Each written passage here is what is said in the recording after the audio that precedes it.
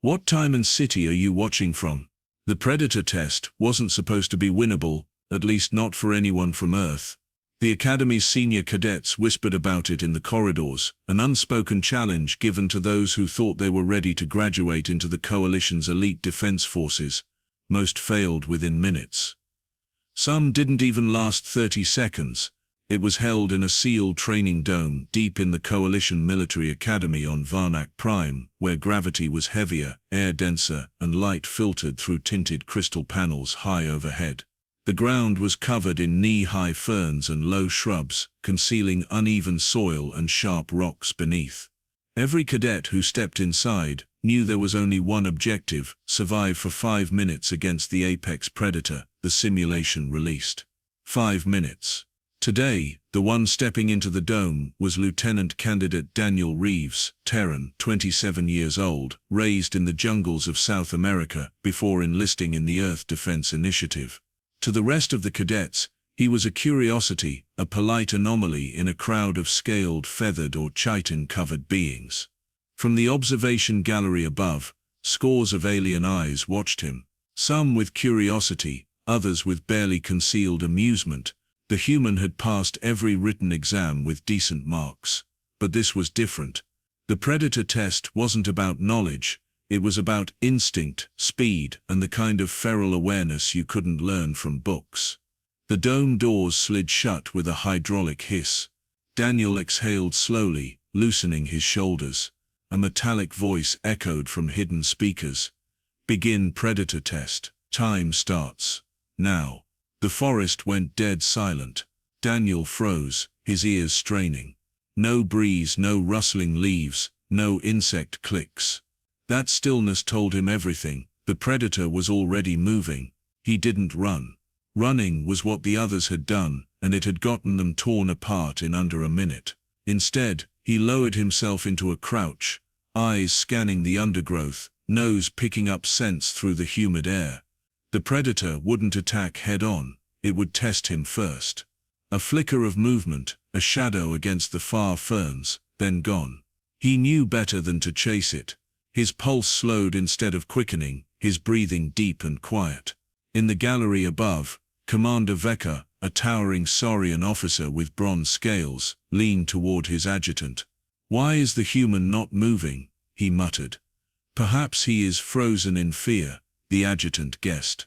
Veka's slit-pupilled eyes narrowed. Something about the human stillness didn't look like fear. Daniel reached down and snapped a broad fern frond from its stem. Without making a sound, he brushed its soft underside against his exposed forearm, coating it in fine yellow pollen. Then he crouched lower, rubbing that same pollen across his boots, neck, and hands.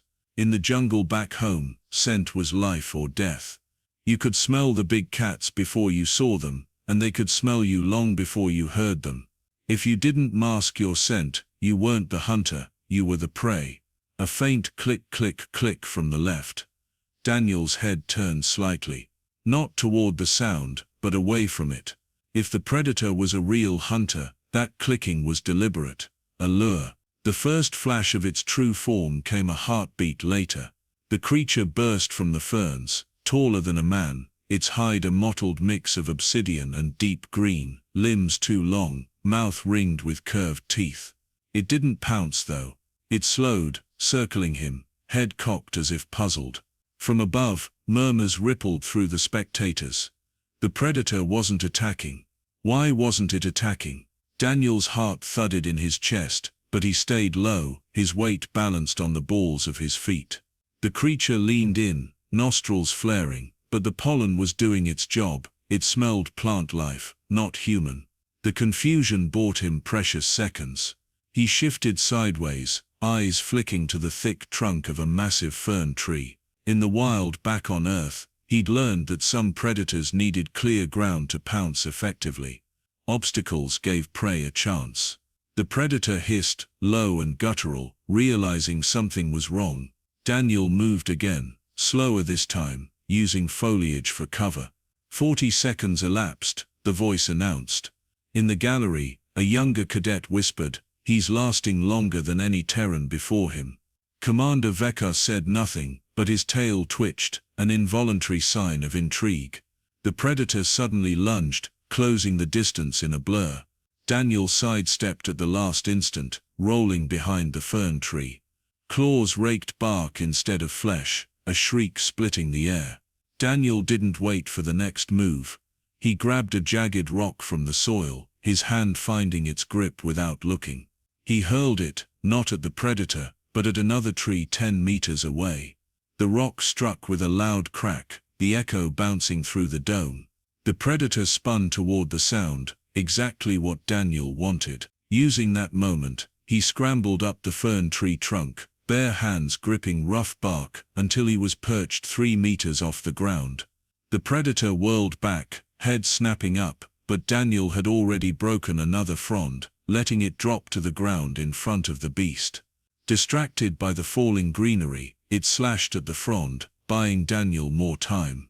1 minute, 20 seconds elapsed, the voice reported. The gallery was silent now. Even those who'd been ready to laugh at the human's failure were leaning forward, watching. Daniel knew the predator would adapt soon. Tricks only worked once. He needed another layer to his plan. His eyes scanned the canopy overhead, noting the heavy fern spores clinging to upper branches. If he could break those loose, a sharp vibration ran through the trunk. Too late, the predator had started climbing. Daniel shifted higher, pulling himself toward the cluster of spore pods. At 2 meters below him, the predator's claws carved chunks from the bark. It hissed again. This time with clear frustration. 2 minutes, 5 seconds elapsed. Sweat dripped into Daniel's eyes, but he kept moving. When he reached the pods, he wrapped both arms around the branch and kicked hard, shaking it. A cloud of spores erupted downward like thick yellow smoke, engulfing the predator's head. It froze, shaking itself violently, but the spores clung to its eyes, mouth, and nostrils, blinded, coughing. It lost its grip and dropped back to the ground with a thud. Daniel didn't climb down. He stayed where he was, breathing slow, watching the predator circle blindly below. 3 minutes elapsed. Commander Vekar leaned forward now, claws gripping the railing. This human wasn't just surviving, he was controlling the encounter. The predator finally shook off enough spores to find its bearings. It looked up, saw him, and let out a roar that rattled the dome walls. Then it backed up, muscles bunching for a leap. Daniel shifted again, swinging himself around to the opposite side of the trunk just as it launched. The beast's claws scraped bark where he'd been, missing by centimeters. 4 minutes, 10 seconds elapsed. The gallery erupted into whispers. No human had ever lasted this long. Daniel didn't smile, didn't relax. He kept moving, circling the trunk, keeping it between himself and the predator. Every movement was controlled, every choice deliberate. He wasn't faster than the predator, and he wasn't stronger, but in this moment, he was thinking like it, predicting it. When the final announcement came, the voice seemed almost surprised. 5 minutes elapsed. Test complete. The predator froze mid-stride, then unbelievably, it stepped back. Its head tilted slightly, golden eyes locking on his. A deep rumble came from its chest, not the growl of attack, but something lower, almost questioning. Daniel didn't move. Slowly, the predator crouched, not in preparation to strike, but almost deferentially. Then it turned, melting back into the undergrowth, until the dome was empty. The doors hissed open. Daniel climbed down, legs burning, sweat streaking his face. As he stepped into the light of the gallery, silence met him. Then applause, not just from the humans, but from clawed hands, feathered wings, and even crystalline limbs tapping against the railing. Commander Vekar's voice cut through the noise. "Human," he called, "where did you learn to do that?" Daniel looked up, his answer simple. "In the jungles of Earth, Commander, you don't survive by being the strongest predator. You survive by making the predator think you're not prey." The commander's tail stilled entirely, a sign of absolute respect in his species. "Report to my office," he said. Immediately, Daniel didn't know it yet, but passing the predator test wasn't the end. It was only the first step toward a truth the Coalition had spent decades hiding. The commander's office was carved into the Academy's central spire, its walls lined with relics of campaigns fought across the galaxy, blades from the Avian Kashar, plasma pistols from the Zeth Dominion, crystalline data rods sealed in alloy casings, all trophies of victory. Daniel stepped inside, the door hissing shut behind him. The air here was cooler, denser, carrying the faint metallic tang of sterilization. Commander Vekar stood behind his desk, arms crossed, tail slowly swaying, signaling thought, not threat. "You didn't win that test," Vekar began, voice low. "You rewrote it." Daniel stayed silent, not sure if that was praise or accusation. The commander stepped closer. "The Predator test is calibrated to each species' natural weaknesses. For Terrans, that means facing something that can track you by scent, outpace you on open ground, and kill you before you can climb to safety. You used a masking technique that doesn't exist in our tactical archives." "Because it's not tactical," Daniel replied. "It's survival. In the Amazon, there are jaguars that can see you from 50 meters and smell you from twice that. You don't beat them by fighting, you beat them by convincing them you're not worth the effort." Vekar's golden eyes narrowed. "And where did you learn to read its movements? The evasion patterns, the decoy strike?" Daniel's gaze drifted to the window, where the alien skyline glowed faintly in the distance. "Earth has predators that test you before they kill you. Big cats, crocodiles, even some birds of prey. If you flinch wrong, they'll hit. But if you show you know their game, they hesitate."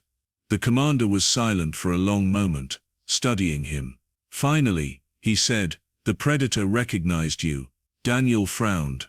"What do you mean?" "That creature isn't a hologram. It's real. Born on Haskara Vaf, apex of its food chain. We use it because it can't be bribed, can't be fooled by scent masking alone. But today, it didn't just hesitate. It deferred."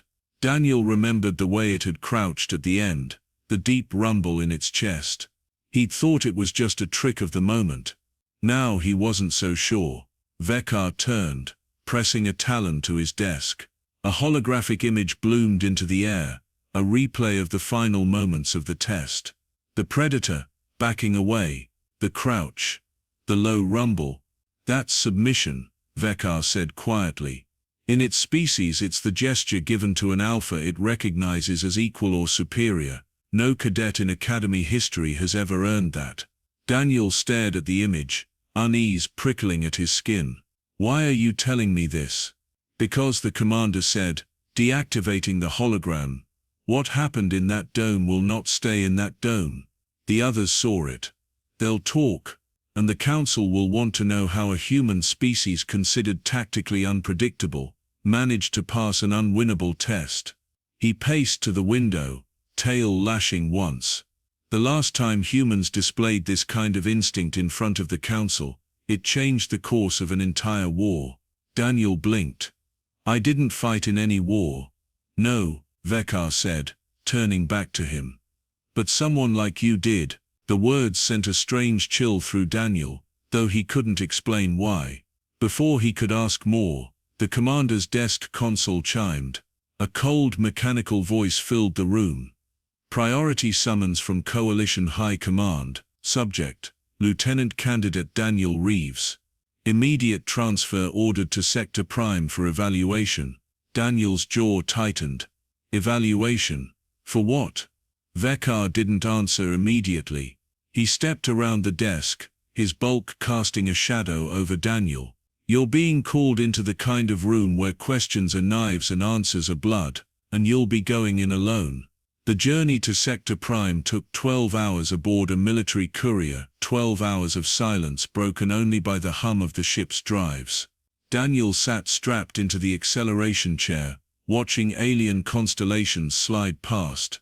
His escort, a Crystallin officer named Calrith, spoke only to issue orders: eat, sleep, prepare. When the ship finally dropped out of FTL, the view filled with the monolithic spires of Coalition High Command, a fortress station that dwarfed anything Daniel had ever seen. It hung in the black like a city carved from obsidian, lit by thousands of cold blue lights. They took him through security layers so tight it felt like being peeled open. Retinal scans, neural pulses, DNA verifications. Every step felt like walking deeper into someone else's control. At last, they entered the chamber of 12. The room was circular, its walls lined with massive seats, one for each member of the coalition's ruling council. Each seat held a figure more alien and imposing than the last. The insectoid Hive speaker with faceted eyes, the crystalline syndicate matriarch whose body refracted light like a prism, the scaled bulk of the Sorian warlord, and others Daniel couldn't name. He was brought to the center of the room, under the weight of 12 pairs of unblinking eyes. The Hive speaker's mandibles clicked. Human. State your understanding of why you are here. Daniel met the gaze, compound though it was, without flinching. I passed a test. I assume you want to know how. Ripples of sound passed among the council, hisses, clicks, a low crystalline hum. The Sorian warlord leaned forward, voice like grinding stone. You did more than pass. You gained the Predator's submission. Explain. Daniel shrugged slightly. I didn't threaten it. I didn't run. I just made it think I wasn't prey. The matriarch's voice rang like glass struck by a hammer. That is not our doctrine. When faced with danger, our soldiers are trained to confront or retreat, not to vanish from the Predator's perception. That's the problem with doctrine. Daniel said before he could stop himself. It works until it doesn't. The Hive speaker clicked again, sharper this time. Where did you learn this? Daniel hesitated. Earth. Not sufficient, the speaker said, voice flat. We require demonstration. They didn't take him back to the dome on Varnak Prime. Instead they brought him to an enormous simulation chamber buried deep in the fortress station. The floor was covered in alien foliage, the air heavy with the scent of something metallic and wet. A blast door opened, and 2 predators stalked out. Daniel's gut clenched. These were larger than the one he'd faced before, their bodies rippling with muscle, their eyes bright with hunger. A voice boomed from hidden speakers. Survive for 10 minutes. Begin. The predators moved instantly, splitting to flank him. Daniel didn't run. He crouched, scanning the ground until he spotted what he needed, a patch of tall spore-laden plants swaying slightly in the recycled breeze. He moved toward them, not directly, zigzagging, breaking sightlines. The predators followed, curious rather than rushing. When he reached the plants, he dragged his hands through them, coating his skin in the fine dust. Then he tore a frond free, letting the spores billow out. One predator slowed, nostrils flaring. Confusion again. The other kept moving, but Daniel was ready. He grabbed a handful of loose soil, flinging it at the second predator's face. It hissed, blinking furiously, giving him the seconds he needed to back toward a cluster of thick-trunked trees. Minutes passed like hours. He kept them guessing, always breaking line of sight, always leaving false trails. He didn't fight them. He let them tire themselves on pursuit. When the voice finally said, 10 minutes elapsed. Test complete. The predators did exactly what the first had done. They stopped, crouched, and let out that low resonant rumble. Submission. From the observation gallery, the council watched in silence. Then the Hive speaker said, confirmed. The human possesses the instinctive capability we observed in prior conflicts. Daniel frowned. Prior conflicts. The Sorian warlord's eyes narrowed. We fought your species once. You were outnumbered, outgunned, and yet, you won. We buried that history to preserve the balance of the galaxy. And now? Daniel asked. The matriarch's crystalline voice rang cold. Now we must decide whether to fear you or to learn from you. What Daniel didn't know, what none of them had told him yet, was that the coalition wasn't united on that decision. Some saw him as a potential asset. Others saw him as the spark that could reignite a war they'd worked decades to bury. And outside the fortress station, ships were already moving, some toward the station to observe, others to eliminate the human before he could teach anyone else what he knew. Daniel stood in the center of the simulation chamber, unaware that the next test wouldn't be against predators in a controlled dome. It would be against the most dangerous predator in the galaxy, fear in the hearts of those who ruled it.